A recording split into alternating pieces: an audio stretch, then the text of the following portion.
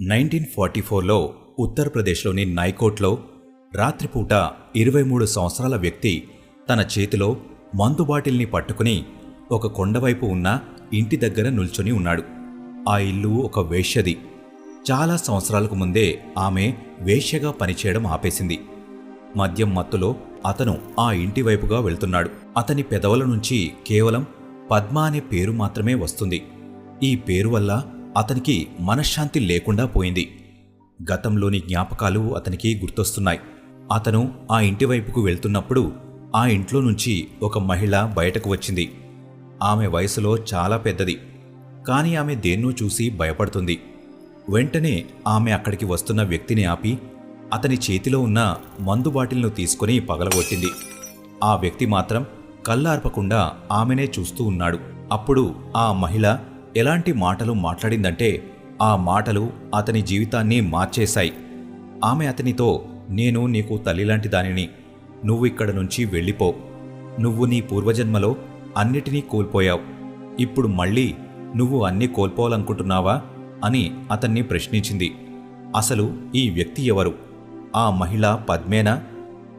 1921 ఫిబ్రవరి 7న ఉత్తరప్రదేశ్లోని బరేలీలో భీషన్ చంద్ కపూర్ జన్మించాడు. నార్మల్గా 10 నెలల పిల్లలు పదాలు నేర్చుకుంటూ ఉంటారు. కానీ 10 నెలల సమయంలోనే భీషన్ పీలీభీత్ అనే పేరును పలికాడు. అసలు 10 నెలల పిల్లాడు అంత పెద్ద పదాన్ని ఎలా పలికాడు? ఈ ప్రశ్నకి సమాధానం ఎవరి దగ్గర లేదు. భీషన్కి 4 సంవత్సరాల వయసున్నప్పుడు అతని తండ్రితో కలిసి ఒక పెళ్లికి వెళ్ళాడు. అక్కడి నుంచి తిరిగి వస్తున్నప్పుడు ట్రైన్ పీలీభీత్ అనే ఒక స్టేషన్లో ఆగింది. అనౌన్స్మెంట్లో స్టేషన్ పేరు వినగానే భీషన్ వెంటనే ట్రైన్ దిగాలని మారం చేశాడు. భీషన్ తండ్రి భీషన్ని ఆపడానికి ప్రయత్నించినప్పుడు అతను ఏడుస్తూ, నేను ఇక్కడే నివసించే వాడినని చెప్పాడు. భీషన్ తండ్రి చాలా షాక్ అయ్యాడు. ఇది నిజంగానే పూర్వజన్మ జ్ఞాపకాలా లేదా కేవలం ఒక భ్రమేనా అని భీషన్ తండ్రి ఆలోచనలో పడ్డాడు. ఇది జరిగిన కొన్ని సంవత్సరాల తర్వాత ఒకరోజు న్యూస్ పేపర్లో ఒక ఆర్టికల్ ప్రింట్ అయింది. ఆ ఆర్టికల్ కేకై నందన్ సహాయ అనే ఒక లాయర్ది. ఇందులో అతను తన కొడుకు యొక్క పూర్వజన్మ జ్ఞాపకాల గురించి చెప్పాడు. ఇలాంటి కేసులని వెలుగులోకి తీసుకురావాలని అనుకున్నాడు. అందులో భాగంగా అతనికి భీషన్ గురించి తెలిసింది. కొన్ని రోజుల తర్వాత లాయర్ గారు భీషన్ని కలవడానికి అతని ఇంటికి వెళ్లారు. సహాయ గారు భీషన్ని ఎన్నో ప్రశ్నలు అడిగారు. అతని జ్ఞాపకాలని డాక్యుమెంటేషన్ చేయడం మొదలుపెట్టాడు. భీషన్ పూర్వజన్మలో తన పేరు లక్ష్మీనారాయణ అని, అతను పీలీభీత్లో నివసించేవాడని చెప్పాడు. భీషన్ తన పూర్వజన్మలో ఉన్న ఎన్నో చోట్లని, ఎంతోమంది వ్యక్తులను గుర్తుపట్టాడు. వీటన్నిటినీ నిరూపించడం కోసం భీషన్ సహాయతో కలిసి పీలీభీత్కి వెళ్ళాడు. అతను తన అమ్మ అంటే లక్ష్మీనారాయణ అమ్మని కలుసుకున్నాడు. లక్ష్మీనారాయణ అమ్మ భీషన్ని ఎలాంటి ప్రశ్నలు అడిగిందంటే వాటికి సమాధానం కేవలం లక్ష్మీనారాయణకి మాత్రమే తెలుసు. కానీ భీషన్ ఏమీ ఆలోచించకుండా అడిగిన ప్రశ్నలకి సరైన సమాధానాలు చెప్పాడు. సహాయ గారు ఈ విషయాలన్నీ నోట్ చేసుకుని ఒక డాక్యుమెంట్ ప్రిపేర్ చేశారు. తన రీసెర్చ్ని తీసుకుని తన ఇంటికి వెళ్ళిపోయాడు. ఈ ఇన్వెస్టిగేషన్ ఇక్కడితోనే ఆగిపోయింది. చాలా సంవత్సరాల తర్వాత రీఇన్కార్నేషన్ ఎక్స్పర్ట్ స్టీవెన్సన్ ఈ కేసుని మళ్లీ రీఓపెన్ చేశాడు. దీని గురించి మళ్లీ రీసెర్చ్ మొదలుపెట్టాడు. స్టీవెన్సన్ గారు ముందుగా భీషన్కి లక్ష్మీనారాయణ గురించి ఇన్ఫర్మేషన్ లభించే సోర్స్ ఏమైనా ఉందా లేదా అని ఇన్వెస్టిగేషన్ చేశారు. కానీ అతనికి ఏ సోర్స్ లేదని తెలిసింది. సహాయ రీసెర్చ్ ఆధారంగా స్టీవెన్సన్ ఈ కేసులో ముందుకు వెళ్లాలని నిర్ణయించుకున్నాడు. లక్ష్మీనారాయణ ఎవరు? లక్ష్మీనారాయణ హరనారాయణ అనే రైతు యొక్క ఒక్కగానొక్క కొడుకు. ఇతను చాలా ధనవంతుడు. తన తండ్రి చనిపోయిన తర్వాత అతను చదువుని వదిలేశాడు. తండ్రి డబ్బులతో ఎంజాయ్ చేస్తూ ఉండేవాడు. మంచి ఫోటో, అందమైన బట్టలు, అందమైన అమ్మాయిలు, రకరకాల మత్తు పానీయాలు తీసుకుంటూ ఉండేవాడు. ఇతను పెళ్లి కూడా చేసుకోలేదు. కానీ ఇతనికి తన ఊర్లో ఉండే వేశ్యతో మంచి అనుబంధం ఉండేది. ఆ వేశ్య పేరు పద్మ. లక్ష్మీనారాయణకి పద్మ అంటే చాలా పిచ్చి. ఎంత పిచ్చి అంటే ఒకసారి ఆమె మైకంలో ఒక వ్యక్తిని దారుణ హత్య చేశాడు. అసలు ఏం జరిగిందంటే ఒకసారి లక్ష్మీనారాయణ ఒక వ్యక్తిని పద్మ ఇంటి నుంచి బయటకు రావడం చూశాడు. అతన్ని చూడగానే లక్ష్మీనారాయణకి ఎంత కోపం వచ్చిందంటే వెంటనే తన కూలి దగ్గరున్న గన్ తీసుకుని అతన్ని కాల్చేశాడు. చాలా రోజుల వరకు పోలీసులు లక్ష్మీనారాయణ కోసం వెతుకుతూనే ఉన్నారు. కానీ తన దగ్గర ఉన్న డబ్బుల సహాయంతో అతను చట్టానికి కూడా దొరకకుండా తిరిగాడు. ఈ సంఘటన జరిగిన కొన్ని రోజులకి లక్ష్మీనారాయణ పీలీభీత్ని విడిచిపెట్టి షాజాన్పూర్కి వెళ్ళిపోయాడు. ఇక్కడ వచ్చిన కొన్ని రోజులకే లక్ష్మీనారాయణ ఆరోగ్యం చెడిపోయింది. 5 నెలల పాటు హెల్త్ ఇష్యూస్ ఫేస్ చేశాడు. చివరికి 1918 డిసెంబర్ 15న 35 సంవత్సరాల లక్ష్మీనారాయణ చనిపోయాడు. యజమానురాలు లక్ష్మీనారాయణ జీవితంలో పద్మకి ఒక ప్రత్యేక స్థానం. లక్ష్మీనారాయణ పద్మ కోసమే జీవితాంతం పెళ్లి చేసుకోకుండా ఉండిపోయాడు. ప్రతిరోజు తన బాగోగులపై దృష్టి పెట్టి తనతోనే ఉండేవాడు. తనని ఒక యజమానురాలిగా చూసుకునేవాడు. ఈ విషయాల ప్రభావం భీషణ్ చంద్ జీవితంలో కూడా పడింది.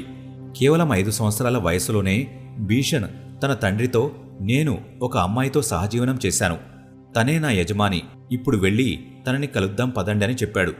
లక్ష్మీనారాయణ లాగానే భీషణ్కి కూడా పద్మ అంటే చాలా ఇష్టం. పద్మ భీషణ్ చిన్నతనంలో చాలాసార్లు కలవడానికి వచ్చేది. భీషణ్ కూడా వెంటనే పద్మను గుర్తుపట్టి వెళ్ళి తన దగ్గర కూర్చునేవాడు. చాలా గంటల వరకు తనతో మాట్లాడుతూ ఉండేవాడు. కేవలం ఇది మాత్రమే కాదు, భీషణ్కి లక్ష్మీనారాయణ చేసిన ప్రతి ఒక్క విషయం తెలుసు.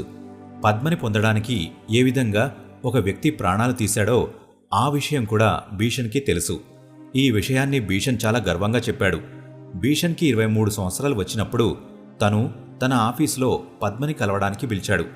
పద్మను చూసి అతను ఎంత ఆనందించాడంటే ఆ ఆనందంలో స్పృహ కోల్పోయి పడిపోయాడు. ఈ విషయం ఇక్కడితోనే ఆగిపోలేదు. పూర్వజన్మలో జరిగిన జ్ఞాపకాలను ఇంకా గుర్తు తెచ్చుకోవడం కోసం అతను పద్మ ఇంటికి కూడా వెళ్ళిపోయాడు. కానీ పద్మ చెప్పిన జవాబు భీషణ్కి అస్సలు నచ్చలేదు. పద్మ భీషణ్తో, నేను నీకు తల్లిలాంటి దాన్ని, అందుకని నువ్వు ఇక్కడి నుంచి వెళ్ళిపో అని చెప్పింది. ఈ మాటలు విన్న భీషణ్ చాలా బాధపడ్డాడు. కానీ ఒక్క మాట కూడా మాట్లాడకుండా ఇంటికి తిరిగి వెళ్ళిపోయాడు.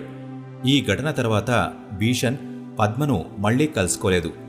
దాదాపు 2 సంవత్సరాల తర్వాత భీషణ్ పెళ్లి చేసుకున్నాడు. పద్మ చాప్టర్ క్లోజ్ అయింది. ఆధారాలు: స్టీవెన్సన్ ప్రకారం భీషణ్ చంద్ యొక్క 46 స్టేట్మెంట్స్ని రికార్డ్ చేశారు. ఈ 46 స్టేట్మెంట్స్లో 22 స్టేట్మెంట్స్ లక్ష్మీనారాయణ లైఫ్కి కనెక్ట్ అయి ఉన్నాయి. వీటన్నిటిలో ఒక ఆశ్చర్యకరమైన విషయం ఏంటంటే, లక్ష్మీనారాయణ ఇంట్లో దాగి ఉన్న ఖజానా చాలా సంవత్సరాలకు ముందు లక్ష్మీనారాయణ తండ్రి హరినారాయణ తను చనిపోయే ముందు ఇంట్లోని ఒక రూములో బంగారు నాణాలు దాచిపెట్టాడు. ఆ విషయం కేవలం హరినారాయణకి, లక్ష్మీనారాయణకి మాత్రమే తెలుసు. భీషణ్ ఆ రూమ్ గురించి కూడా చెప్పాడు. ఖజానా సరిగ్గా ఎక్కడుందో చెప్పలేకపోయాడు. గాని అతను చెప్పిన రూమ్లో త్రవ్వకాలు జరిగినప్పుడే బంగారు నాణాలు బయటపడ్డాయి. భీషణ్ చేసే చాలా పనుల్లో లక్ష్మీనారాయణ అలవాట్లు కనిపిస్తాయి. భీషణ్ చాలాసార్లు తన తండ్రి పేదవాడిగా ఉండడం నచ్చక తిట్టేవాడు. డబ్బులు అడుగుతూ ఏడ్చేవాడు. తన బట్టలు చింపుకునేవాడు. ఒకసారైతే మరీ దారుణంగా, ఈ ఇంట్లో వండే ఆహారాన్ని నా కింద పనిచేసే వాళ్ళు కూడా తినరు అని అన్నాడు. కేవలం ఇది మాత్రమే కాదు, లక్ష్మీనారాయణకి ఉన్న చాలా చెడు అలవాట్లు కూడా భీషణ్లో కనిపిస్తూ వచ్చాయి. మందు తాగడం, ఇంట్లో వాళ్లకు తెలియకుండా సైలెంట్గా నాన్ వెజ్ తినడం, గట్టిగా కేకలు వేయడం, ఎక్కువగా కోపగించుకోవడం, ఇలాంటి ఎన్నో అలవాట్లు అలానే ఉన్నాయి. మెల్లగా ఈ పూర్వజన్మ అలవాట్లు తగ్గుతూ వచ్చాయి. కానీ దాని ప్రభావం మాత్రం ఇప్పటికీ ఆగలేదు. లక్ష్మీనారాయణకున్న చెడు అలవాట్లు భీషణ్ మెదడుపైన ఎంత ప్రభావం చూపాయంటే, వాటి వలన తను ఎప్పుడూ అశాంతిగా ఉండేవాడు. ఈ జన్మలో అనుభవిస్తున్న ఈ అశాంతి అంతా తను పూర్వజన్మలో చేసిన తప్పుల వల్లే అని భావించాడు. ముఖ్యంగా పోయిన జన్మలో అతను చేసిన హత్య వలనే తనకి ఈ పరిస్థితి వచ్చిందని అతను అనుకున్నాడు. కానీ భీషణ్ మాత్రం లక్ష్మీనారాయణ పతనానికి కారణమైన అలవాట్లను వదిలేసి మారిపోయాడు. ఒక సాధారణ మనిషిలాగా జీవితం గడుపుతున్నాడు. ఫ్రెండ్స్, ఇప్పుడు ప్రతి చోట ఈ భీషణ్ కథ గురించే చర్చలు జరుగుతూ ఉన్నాయి. కానీ ఇది ఒక మనిషికి సంబంధించిన కథో లేదా మతానికి సంబంధించిన కథో కాదు. భగవద్గీత లాంటి మన పురాణాలలో కూడా పునర్జన్మ గురించి క్లియర్గా చెప్పబడింది. గరుడ పురాణంలోని 4వ అధ్యాయంలో విష్ణు భగవానుడు గరుడుడికి మనం ఏ విధంగా అయితే బట్టలు మార్చుకుంటామో అదేవిధంగా మన ఆత్మ కూడా శరీరాన్ని మార్చుకుంటుందని చెప్పాడు. మన ఆత్మ ఈ ప్రపంచంలో ఎన్నో జన్మలెత్తుతుంది. ఈ ఆత్మ ప్రతి జన్మకి కొన్ని జ్ఞాపకాలతో వెళుతూ ఉంటుంది. విషయాలన్నీ గరుడ పురాణంలో చెప్పబడ్డాయి. కేవలం ఇది మాత్రమే కాదు, సైన్స్లో కూడా పునర్జన్మకి సంబంధించిన కొన్ని స్టడీస్లో ఇదే నిరూపించబడింది. క్వాంటమ్ థియరీ ప్రకారం మన ఆత్మ, మన శరీరం రెండూ వేరువేరు విభాగాలు. అందుకనే మనం చనిపోయిన తర్వాత కూడా మన ఆత్మ బతికే ఉంటుంది. వేరే శరీరంలోకి వెళ్ళిన తర్వాత మన పూర్వజన్మలోని జ్ఞాపకాలను కొన్నిటిని తీసుకొస్తుంది. ఇన్ని సైంటిఫిక్ థియరీస్ ఉన్నా కూడా ఈ రోజుకి చాలామంది పునర్జన్మని నమ్మరు. కానీ పునర్జన్మ నిజమని నిరూపించే ఎన్నో కేసెస్ ఇప్పుడు వెలుగులోకి వస్తూనే ఉన్నాయి. ఫ్రెండ్స్, దీని గురించి మీకేమనిపిస్తుంది? మాకు కామెంట్ బాక్స్లో ఖచ్చితంగా చెప్పండి. ఈ వీడియో ఇంతే ఫ్రెండ్స్. ఈ వీడియో మీకు నచ్చినట్లయితే లైక్ చేయండి. ఇలాంటి మరెన్నో వీడియోస్ కోసం ఇప్పుడే మన ఛానల్ని సబ్స్క్రైబ్ చేసుకోండి.